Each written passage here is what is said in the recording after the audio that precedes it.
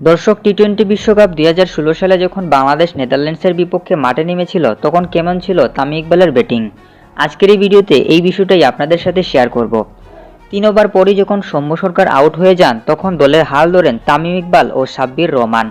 কিন্তু Sabbir Rahman LBW out হয়ে গেলে দলকে এগিয়ে নিয়ে যান তামিম ইকবাল খান। 32 বলে করেছেন 50, কিন্তু একটু পর মাহমুদুল্লাহ বোল্ড আউট হয়ে গেলে দল বিপাকে পড়ে যায়। কিন্তু দলের বিপদ আরও বাড়িয়ে দেন মুশফিকুর রহিম।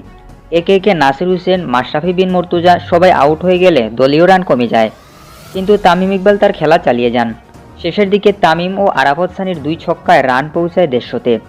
একজন ওপেনিং ব্যাটসম্যান টিকেছিল একেবারে শেষ পর্যন্ত।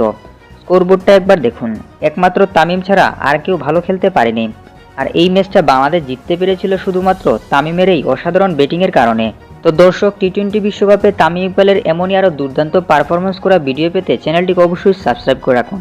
আর ভিডিও ভালো লাগলে অবশ্যই একটি লাইক দিন। ধন্যবাদ সবাইকে।